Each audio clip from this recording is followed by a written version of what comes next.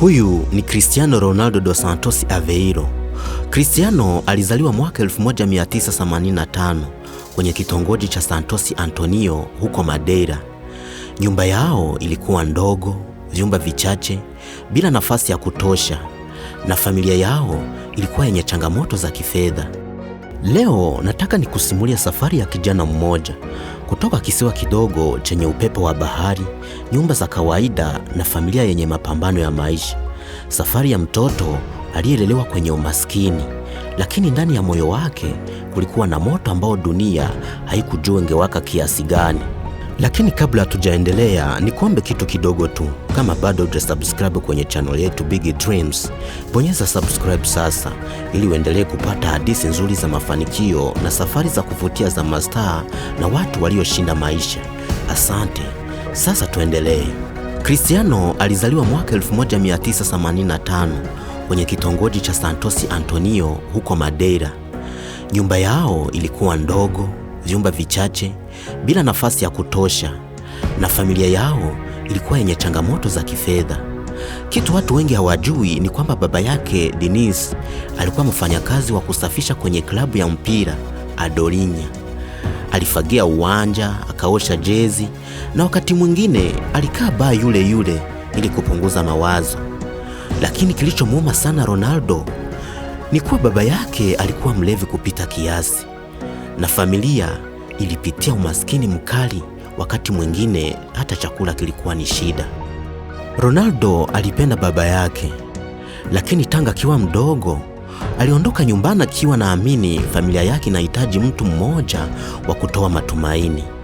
Alisema mara moja akiwa kwenye interview, tulikuwa maskini lakini hatukukosa upendo. Watu wa mtaa walikuwa wakimuita Abelhinha, ina maana nyuki mdogo, kwa sababu hakukaa mahali pamoja. Kazi yake ilionekana mapema, lakini kuna kitu watu wengi hawajui. Ronaldo alianza mazoezi ya nguvu akiwa na miaka 9, kabla hata ya kuingia academy.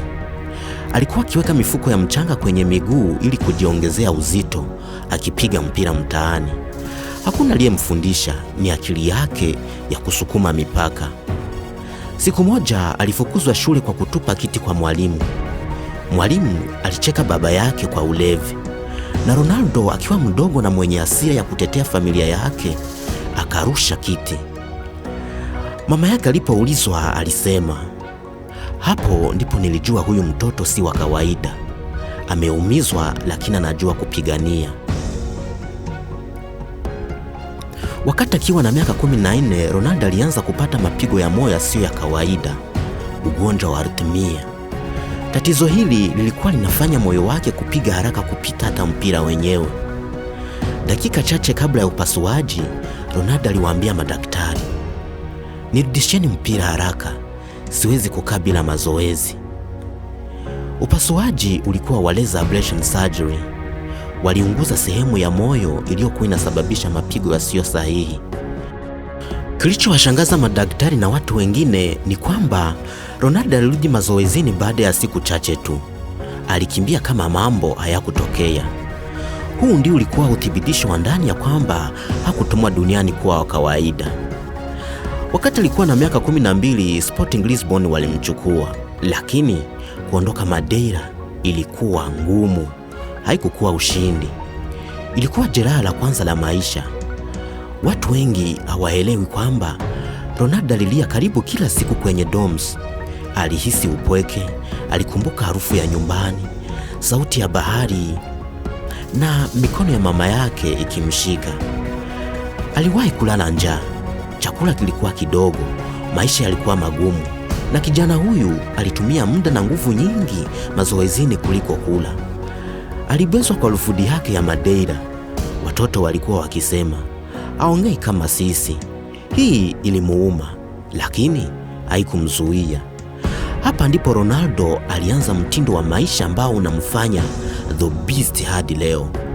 Alilala mapema, akaamka mapema. Alienda gym wakati wengine walikuwa kwenye michezo. Alifanya squat, push up, sprint. Kwa ujumla alifanya extra. Alijilazimisha kufanya kazi zaidi ya timu nzima. Hapo ndipo obsession yake ilianza kujengwa. Mwaka 2003 Sporting Lisbon walifungua uwanja mpya na mechi ya ufunguzi ilikuwa dhidi ya Manchester United, Man U. Wachezaji wa Man U walishangaa kuona kijana mwembamba kipiga chenga, kukimbia na kutisha mabeki wakubwa kama alikuwa mchezaji aliyekomaa. Baada ya mechi, wachezaji wa Man United walimwambia Sir Ferguson, "Bosi, huyu kijana lazima msajili leo." Hiyo ndiyo siku Ronaldo aligeuka kutoka mtoto mwenye ndoto kwenda mchezaji wa dunia aliyefuata na macho ya wengi. Kitu watu wengi hawajui kuhusu kipindi chake Man U, alikuwa akifanya mazoezi ya ziada baada ya kila mazoezi ya timu. Wachezaji walikwenda kubadilisha nguo, Ronaldo anaendelea kukimbia.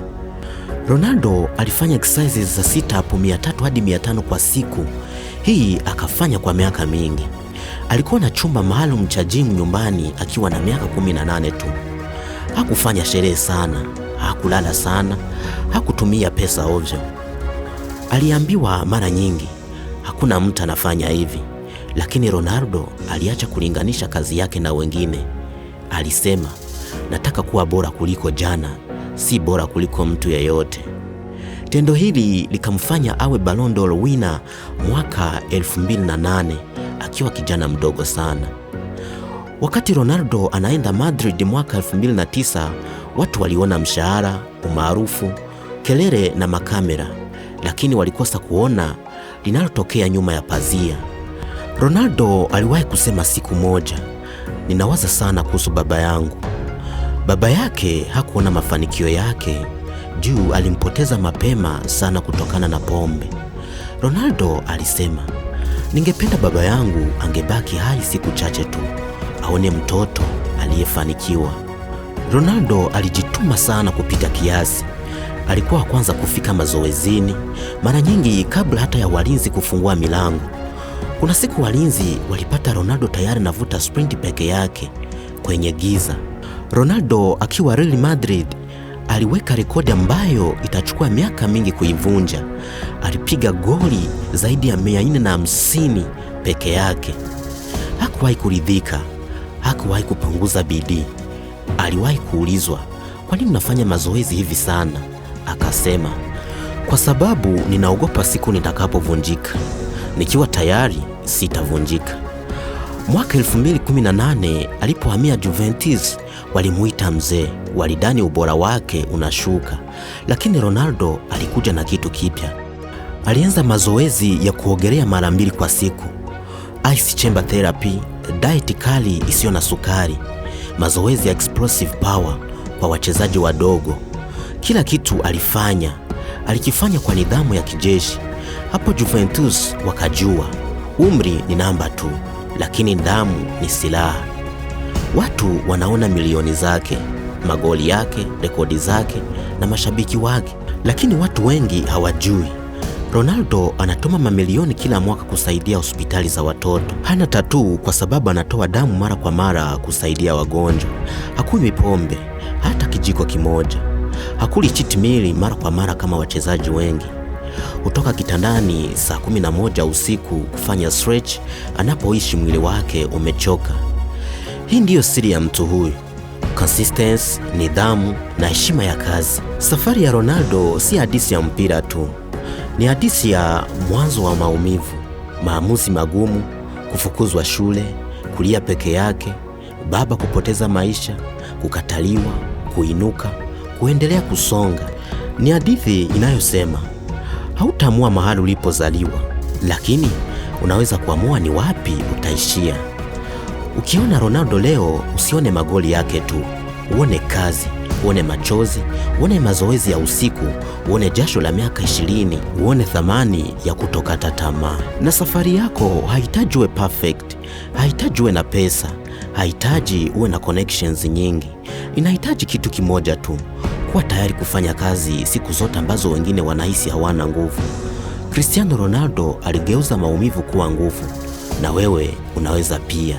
Safari yako inaweza kuanza sasa. Asante kwa kusikiliza Big Dreams. Kumbuka, hauchelewi, ndoto zako bado zina nafasi. Usisahau kulike, kusubscribe na kurudi kwa hadithi nyingine ya kutia moyo. Asante, nawapenda sana.